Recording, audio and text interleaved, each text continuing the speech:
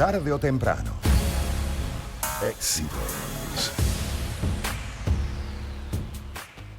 Son las 5:45 de la tarde. Bueno, vamos a hablar en esta parte del programa acerca de la contaminación lumínica. Y es que cuando pensamos en el cambio climático solemos enfocarnos principalmente en el carbono y en las emisiones, pero queremos poner la lupa precisamente en lo que tiene que ver con la contaminación lumínica, un factor silencioso y a menudo ignorado. El exceso de luz artificial en nuestras noches no solo borra las estrellas, ¿no? Sino que también agrava el calentamiento global, alterando los ciclos biológicos y desperdiciando una energía vital. Y para ayudarnos a entender esta compleja interacción entre la luz, la ecología y la atmósfera, recibimos vía Zoom al doctor Fernando Miralles Wilhelm, presidente y profesor titular del Centro de Ciencias Ambientales del Sistema Universitario de Maryland. Bienvenido, doctor. Un gran placer hacer este contacto con usted y muchísimas gracias por aceptar la invitación al programa. Con todo gusto, gracias por la invitación. Bueno, hay mucha información interesante, importante, como que, por ejemplo, la contaminación lumínica va en aumento, crece alrededor de un 2% cada año y la luz artificial altera la vida de innumerables especies y nos gustaría que más o menos pues nos explicara en la actualidad cuánto está afectando esto y a cuántas especies específicamente afecta.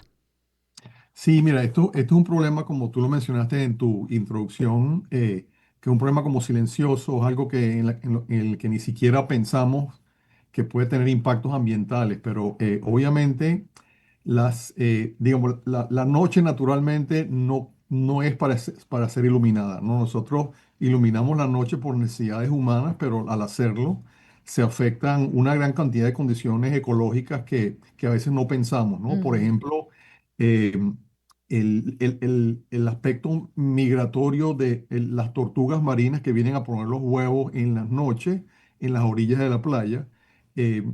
Ahí hay un factor lumínico que impacta eso de manera muy significativa y eso tiene una serie de implicaciones no solamente en esa especie, en la tortuga, sino en toda una cadena alimentaria, ¿no?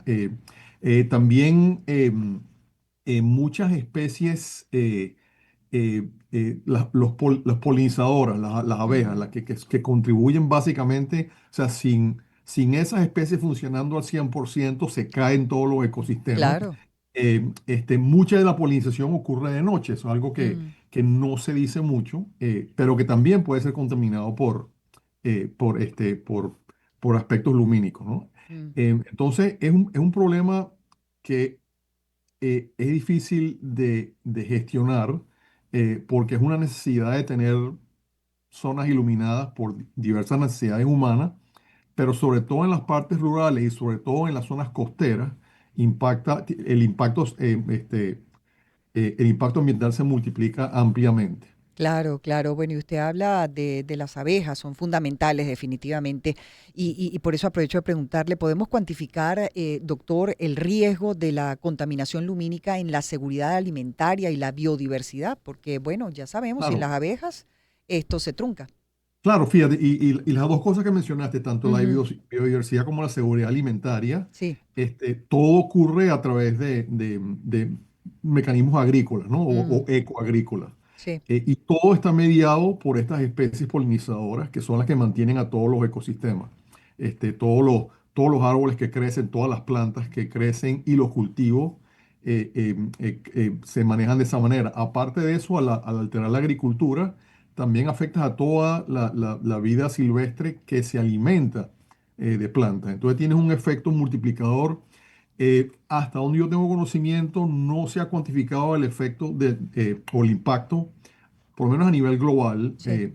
de la contaminación lumínica, pero ciertamente el impacto es bastante, está en crecimiento, porque Ujú, como mencionaste tú, la civilización, nosotros, los seres humanos, nos estamos moviendo cada vez a electrificar más nuestras economías, lo que quiere decir que vamos a estar utilizando más electricidad progresivamente y una buena parte de la electricidad se utiliza en las noches, en las partes nocturnas y contribuye pérdida de energía, más calor siendo generado en el ambiente, multiplicas el cambio climático, pero además de eso, afectas indirectamente a todas estas especies. Claro, claro. Y más allá, doctor, del consumo de energía, ¿existe un efecto del brillo artificial que afecte la temperatura superficial de la Tierra o la composición atmosférica?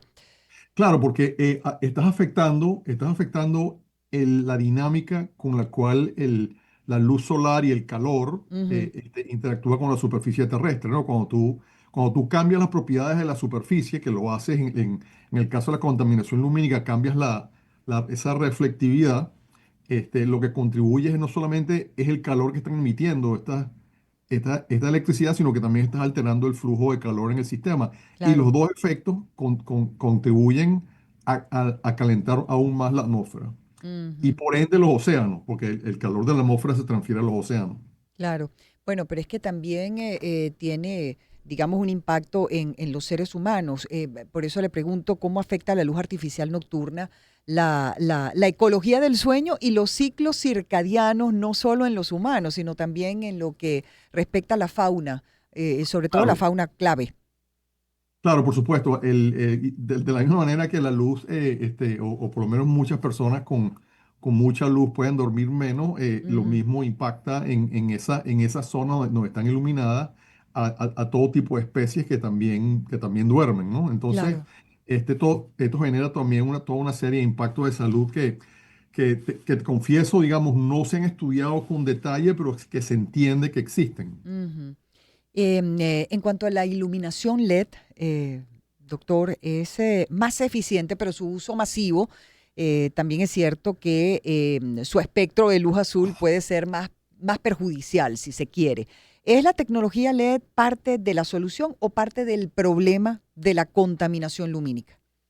Mira, el- es parte y parte, ¿no? Y no quiero darte una respuesta confusa, pero Ujú. lo que sucede es lo siguiente, ¿no? La tecnología va avanzando, inventamos LED, es un mecanismo de utilización de energía mucho más eficiente, menos costoso, pero como es menos costoso, entonces compramos más y lo implementamos más, entonces aumentamos el uso. Entonces, al final del día, lo que está sucediendo, el efecto neto, Ujú. es que aunque la tecnología va avanzando y es más eficiente, estamos consumiendo mucho más electricidad de la que consumíamos hace 20, 30, 50 años.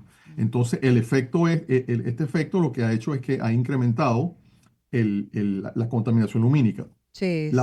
La pregunta sería, si no existía ese LED o si no Ujú. hubiésemos inventado LED, ciertamente la cosa ahorita sería posiblemente mucho peor. Claro, Pero claro.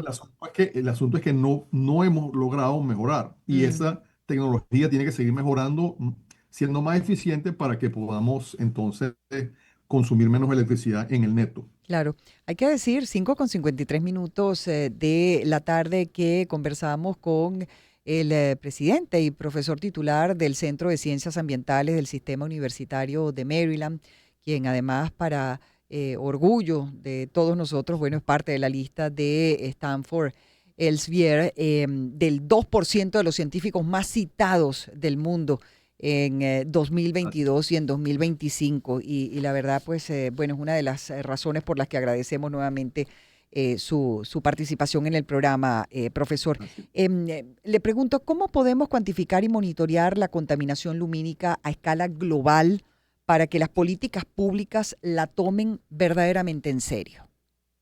Sí, mira, la contaminación lumínica se mide, la manera de medirlo es bastante sencilla y se ha avanzado mucho. Y de hecho los estimados se tienen porque tú mides la contaminación lumínica a través de los satélites que están en abundancia ya monitoreando mucho los aspectos a nivel global, ¿no? Y la contaminación lumínica se mide más o menos sencillo porque mientras más luz está emitiendo una superficie, menos refleja, y es una señal muy fácil de percibir, de detectar en los satélites. Entonces, Mm. esas mediciones se tienen, y se tienen ya más o menos progresivamente, desde hace más de una década se han ido acumulando las mediciones a nivel global. Mm. Esto tiene un impacto muy importante, no solamente ambiental, sino, por ejemplo, en la industria aeronáutica, los aviones, todo el sistema de navegación, en todo tipo de transporte aéreo. Esto es una actividad y una medición que es muy importante.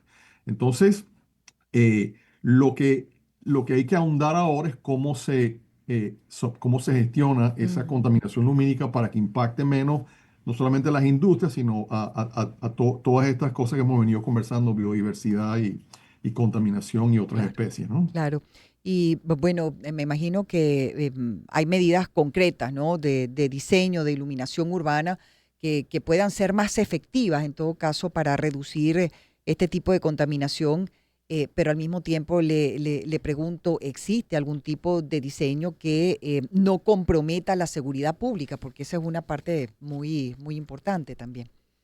Sí, mira, obviamente se está trabajando cada vez más en sistemas de iluminación que sean más eficientes, menos reflectivos en el sentido Ajá. de que el impacto de la iluminación no se difunda tanto, ¿no? Sino que sea Ujú, más enfocado en lo que quieres iluminar. Em, y en eso se ha venido trabajando y ha habido mucho avance.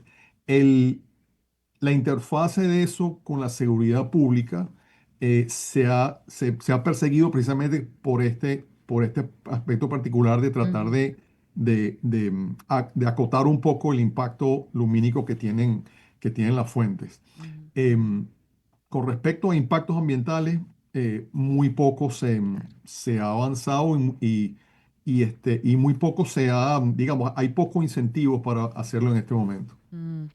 Bueno, pues entonces aprovecho de preguntarle qué podemos hacer, ¿no? El ciudadano común, quise decir, qué acciones sencillas pueden tomar los ciudadanos o las empresas privadas para ser parte de la solución y promover un cielo oscuro en sus entornos. Sí, mira, la solución es bastante, digamos, de sentido común, ¿no?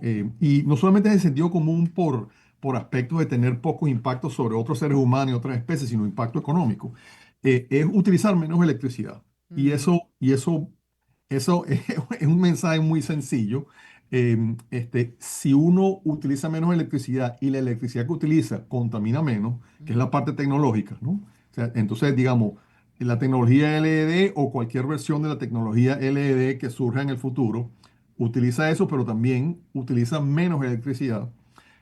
Esa va a seguir siendo la solución. Entonces, el consumo, digamos, la métrica, el parámetro que tenemos que ir midiendo es cuál es el consumo de electricidad per cápita. mm. Si nosotros logramos que ese número baje, que no ha bajado en 20 años, desde que se empezaron a tomar más o menos mediciones a nivel Imagínese. global. No ha bajado, sino que hay un incremento. Si Mm. ese número lo logramos estabilizar o bajarlo preferiblemente, entonces ahí vamos a haber logrado una disminución de la contaminación lumínica y una disminución de sus impactos. Sí, bueno, ya para finalizar, profesor, ¿cree usted que la contaminación lumínica debería ser un tema prioritario en las futuras cumbres del clima, las cumbres de la COP?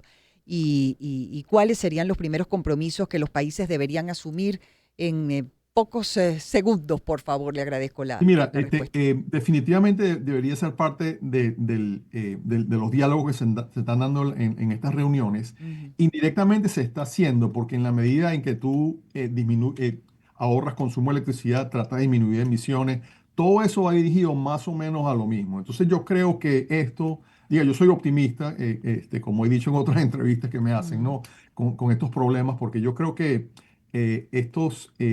la misma tendencia las tendencias económicas y ambientales van a ir convergiendo. mm. Y yo creo que eso está pasando con el problema del cambio climático y creo que va a pasar con problemas como con la contaminación lumínica, un problema mucho más específico. Así es. Bueno, profesor, le agradezco enormemente que haya aceptado la invitación al programa. Era el profesor Fernando Miralles Wilhelm, hay que decir, parte de la lista Stanford Elsevier del 2% de los científicos más citados del mundo en 2022 y 2025. Es presidente y profesor titular del Centro de Ciencias Ambientales del Sistema Universitario de Maryland. 5:59.